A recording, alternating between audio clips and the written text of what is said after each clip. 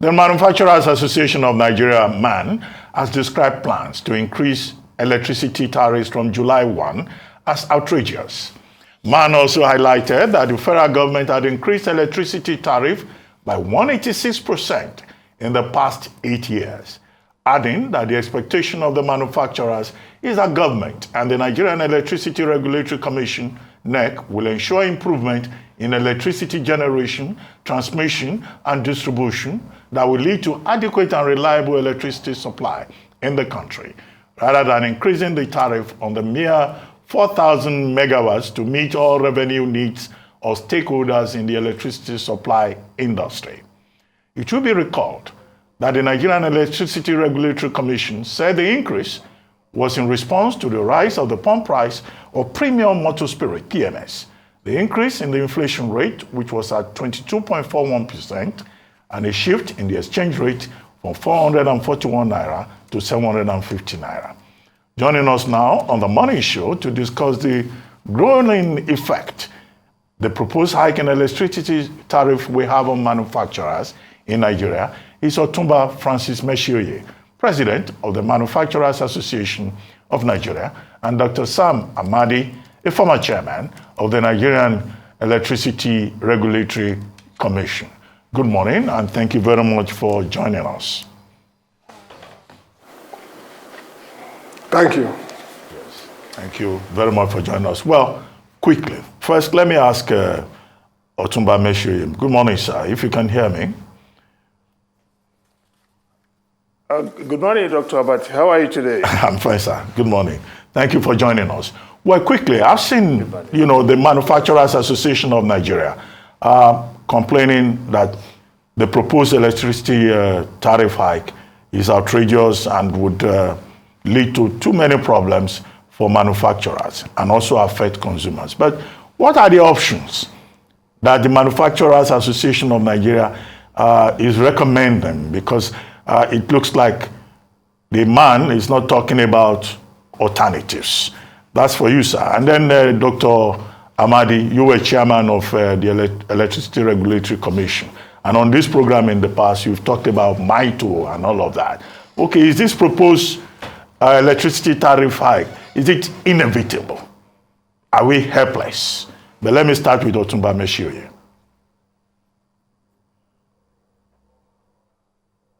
Hello, I didn't hear you very much. Well, you're asking about the hike in electricity tariff, right? Yes. And whether MAN is recommending that aspect. Whether MAN is recommending other options. What we hear is just a complaint about the effect this is likely to have. Thank you. If I heard you clearly, you are talking about the effect of this increase in tariff for the manufacturer or manufacturer generally, and that's fine. You agree with me, Dr. Abati, that definitely any increase in your input cost really means that your cost will rise, and surely it will impact negatively on your profit. So, a sudden increase of about 40% in the cost of energy or electricity surely will impact negatively on the performance of the manufacturers. In the past years, the increase on the tariff has been very skyrocketed. In the past 8 years before this, we have witnessed increase that amounted to about 186%. Over the span of 8 years. So if you now have an additional 40% increase right away now, it means it's going to be very huge in your cost of doing business. For your information, I assume you know this, that the major cost drivers in manufacturing business is energy, this electricity. And if you want to look at your driving cost and you see this is flagging all the time, it's a thing of concern. Let me just bring something back to you. If it is easier for private sector and manufacturers in particular to bear the cost, can we just take a look at what the government is showing about 75 billion 75 billion naira, thereabout, in electricity. So if it is easier, government as the major spender is unable to bear this cost and unable to pay, how do you think it is easier to absorb this in the cost of your manufacturing business? Ultimately, what will happen is that the cost will be aggregated and passed on to the consumers. Now, when this happens, with the elasticity of demand, you are likely to have a dwindled demand by the suppliers, by the buyers. So if there is a lesser demand, it means your revenue is low, then your cost is higher, your profit becomes lower. So what's the impact of this even to us? One, there's a lower return on investment. Then to the government, there'll be lower tax payable to the government. So both parties should be losing at both ends. Government will be losing and private sector will be losing. Let me quickly tell you what that means in the long run. It means as an investor, I may want to look at my ROCE, I'll find that the rate of return is low. So it gives you the opportunity to look at where else can I take my fund to. So you can find outflow of funds or investment from Nigeria. With the depression, then it means that people already who are overburdened, who's unable to buy, will even have more problems. And the company will be like, okay, what can I do? Shall I reduce my costs? Shall I lay off labors and things like that? So you may likely to have a spiral effect that is adversely affecting all parties. The labor who are thrown back into the labor market, then they'll be looking for jobs. You are likely to have more crimes, and crime rate is growing. So the whole thing is it's not palatable for anybody. So in a nutshell, giving my analogy, you find the impact of the increase, impending increase will be on manufacturer will be negative. In the recent past, you have found many of our members who have left Nigeria, and one of the main reasons is infrastructure generally. When you're talking about infrastructures deficit, you find energy, electricity is a major one. We at times, because of this, manufacturers have looked for other alternative sources of energy.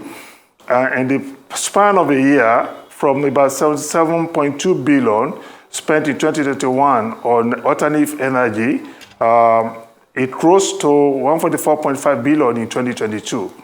And that's a big increase. So this cycle is not fair. I think there should be another way to approach it. I'll stay for now to anticipate further questions from you. Thank you. Taking on from where doctors mentioned with regards to options, ideas, initially I'd asked you to give us a picture of what manufacturers are going through with the increase in 8 years, 186%, especially small businesses, manufacturers and small SMEs. What have they faced? And then going forward, this is the reality on ground. What are the options available or recommendations for the NERC?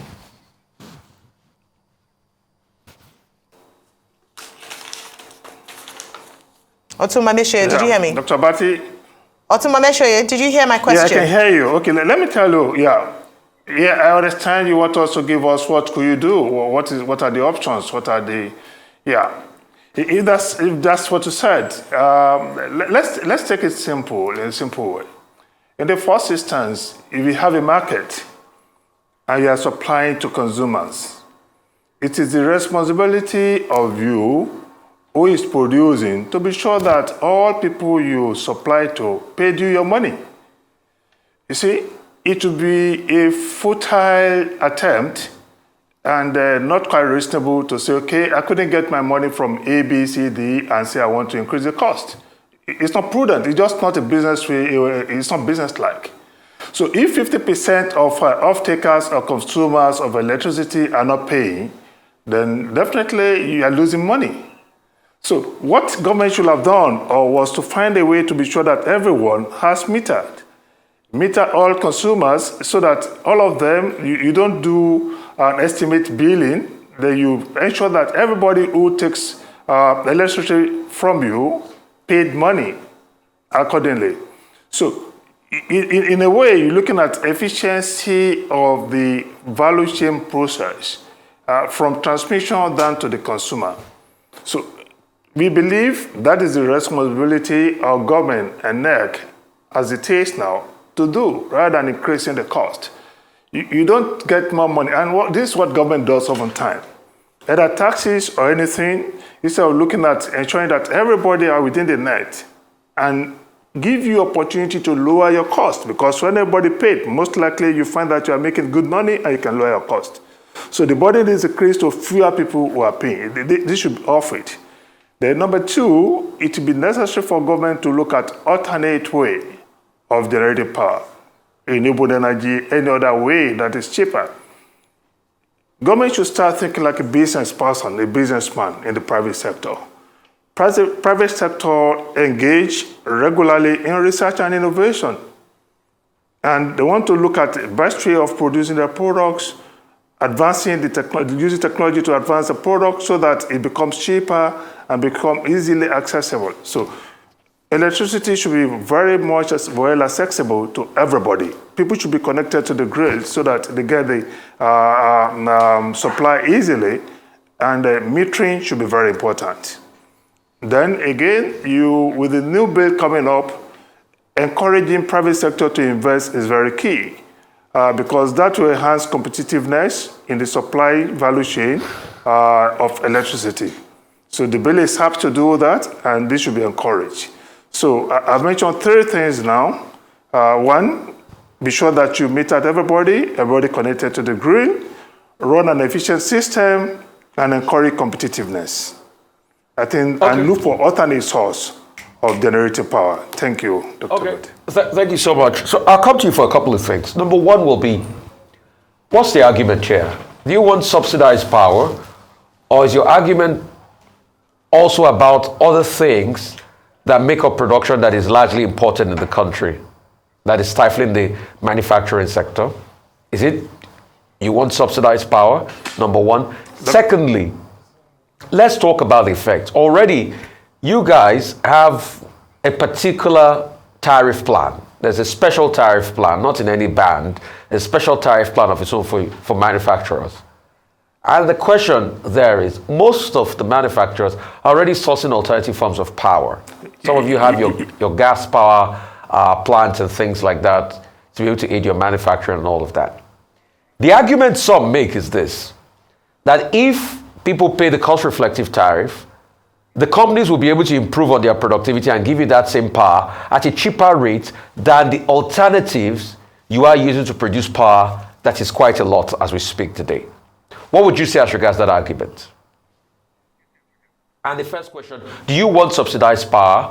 And is that really the problem? Or as against the fact that there are other factors of production that you have to import that really ratchets up your cost? Your line is not as clear as the former speaker, but I heard it to an extent. And that is that what about the gas and the alternatives of power and things like that. If that is what you said, it be confirmed. One, apart from efficiency in the supply chain, what manufacturer could do using gas and everything. Gas is, let me tell you, we don't have a special tariff that is actually, we enjoy seriously. You remember that manufacturers have even complained to NEC recently on a couple of things. We have a roadmap on how the tariff should be increased. But you find that NEC will break this one and will come and just increase it without even consultation and without the due time for this tariff to be increased. So you find a haphazard way of actually increasing the tariff. And this you always consider is unfair because you need to be sure that if you agreed on a roadmap, you follow that roadmap. A man has to seek for legal resolution on this, and NEC knows very much about it. So we do not enjoy a special privilege as far as we are concerned. That's number one. If you want to look at the pipeline, there is no pipeline all across the country, gas pipeline, that can make it easy for the manufacturer to access gas. Another bottleneck is this. The prices of gas is paid in dollars. Manufacturers have been saying that, look, let us pay in naira Like, because we are consuming it here, and our common denomination or currency is Naira. So if our currency is Naira, we are going to price in Naira. Why do you have to pay for gas that you generated, that you have in Nigeria, with a foreign currency? Price of dollar, for exchange rate of dollar is not stable. It has been galloping upward for the past few years, like you know this. So all this makes manufacturing business projection unpredictable. So you cannot predict your cost, you cannot predict what will happen, you do not know. So you run multi-flexible budget every time. This we complain of. So what would be the solution here? Be sure that the gas pipeline is available all over. Not only in Lagos or Ogun, you need to make it available wherever manufacturing business should be, so they have access to it. Stop making manufacturers pay in dollar. Make it possible to pay in Naira, which is the national currency for what is being driven, being collected, being generated within the country.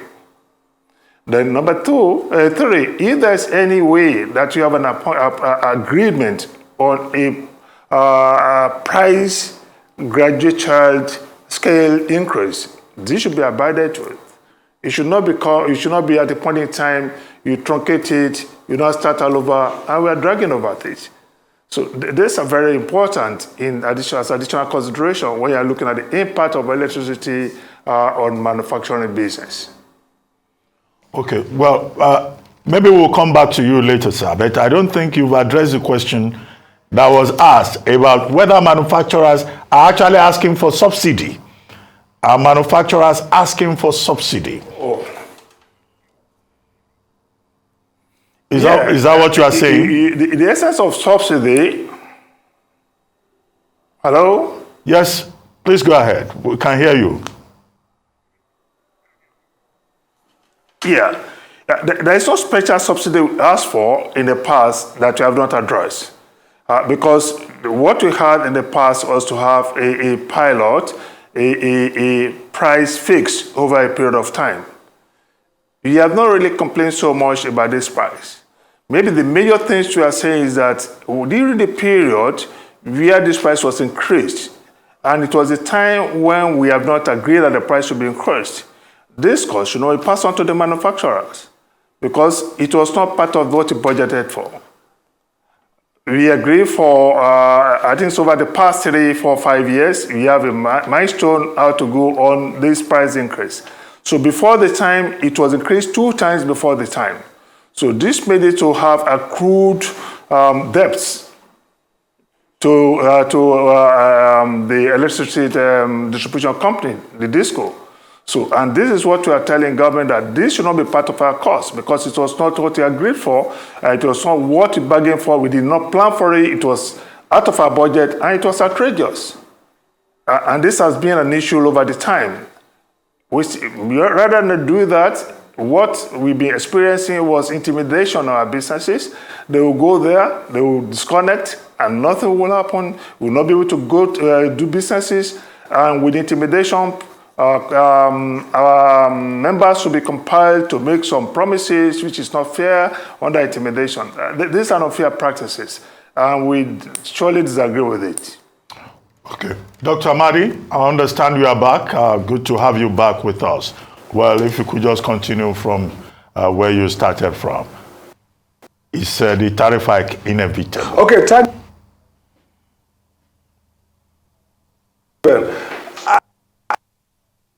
there's a case for it, and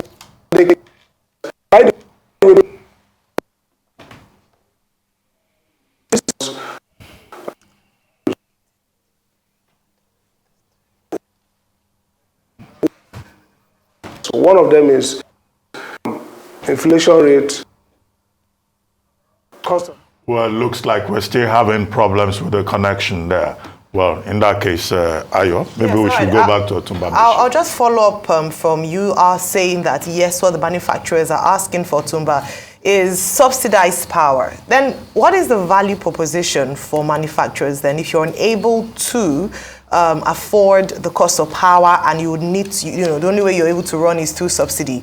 What is the value proposition? And then the second thing is, how then are you able to compete internationally?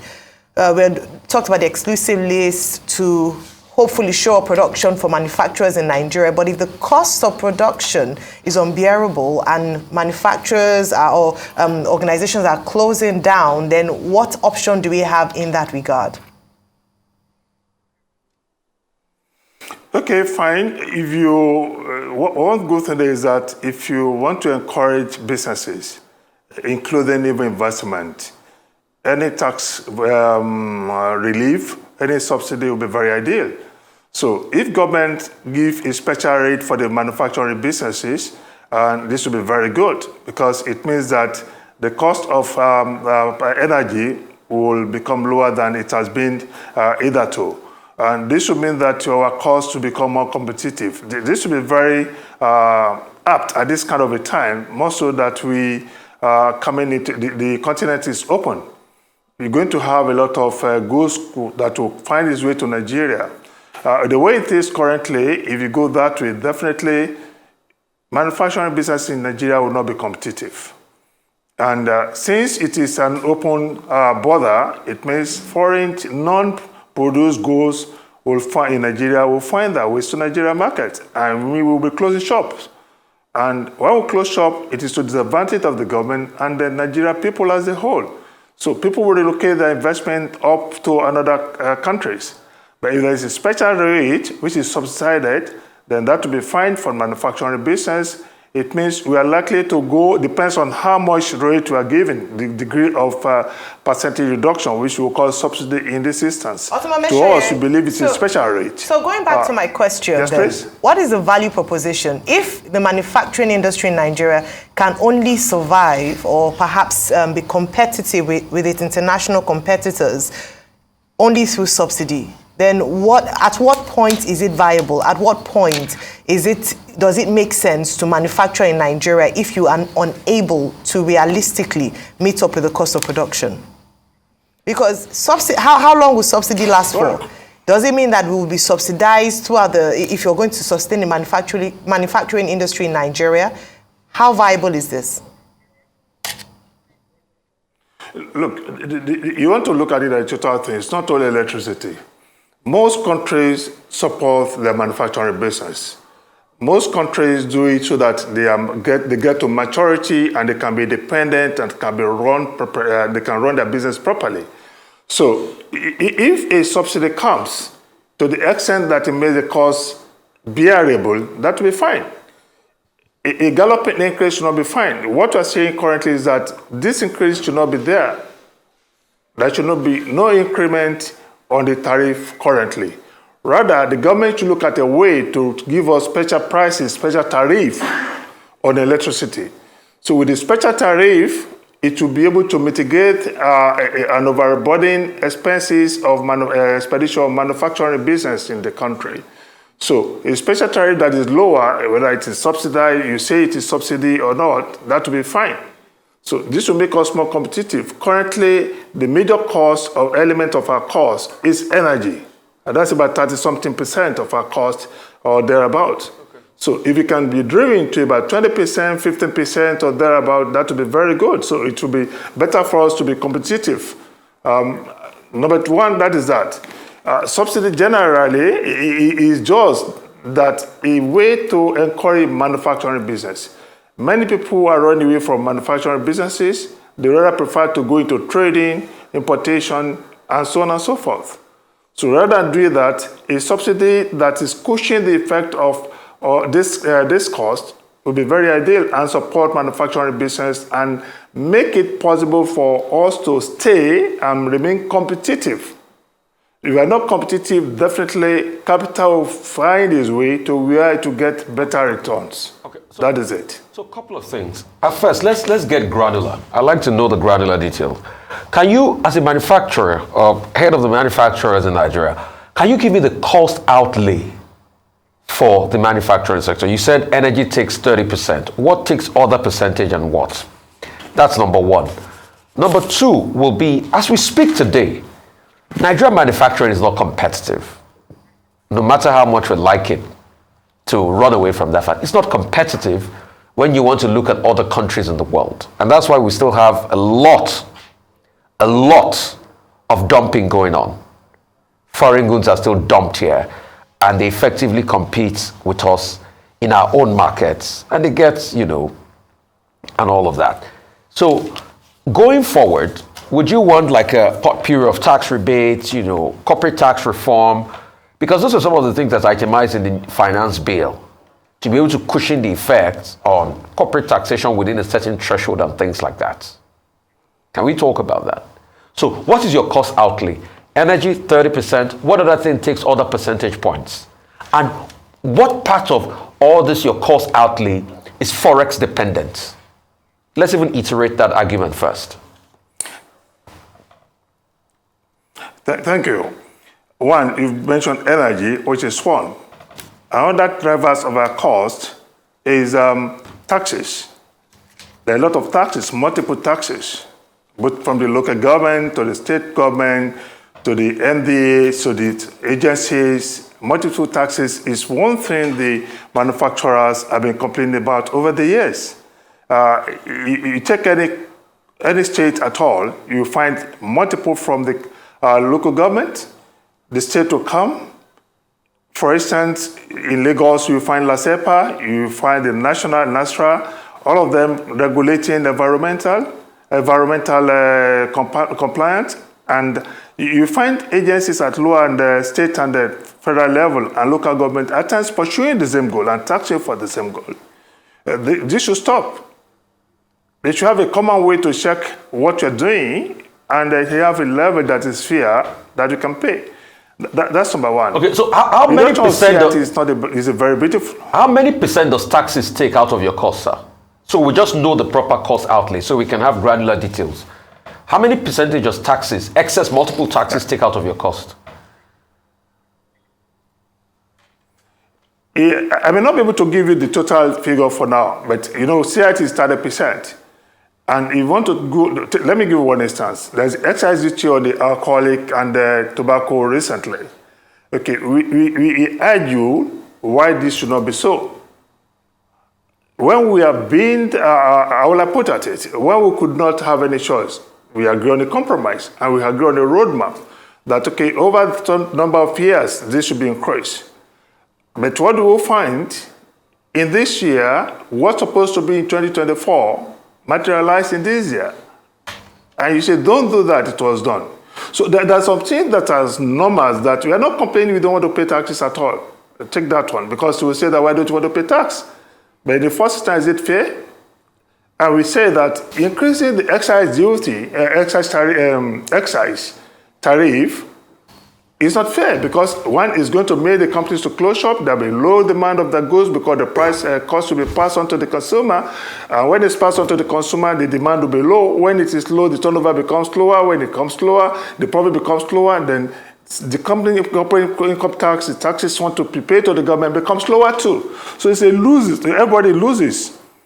All right. So instead of doing that, don't increase taxes, reduce CIT if possible to 20%.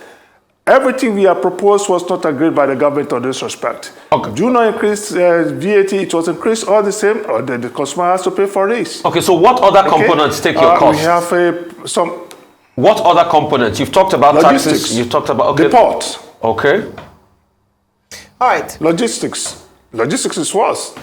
The cost from port to Lagos, you won't pay that, half of that one, from Lagos to far north in the past. All right. Then the delay in getting your goods out of the port is another issue. So logistics is a major issue and the problems that manufacturer faces. And the port logjam is another problem we face. So this should be sorted out and give the good roads. There should be alternate roads.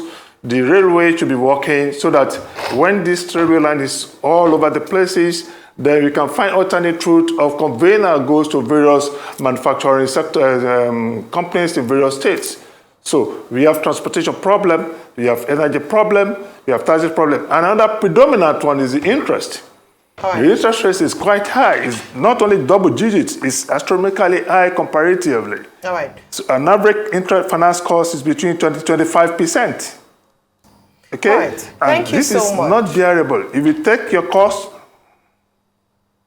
So you can land your thoughts, sir. Well, I was just thanking you for your time this morning, but please, you can complete your thoughts on that question, in responding to that question. You can summarize your thoughts.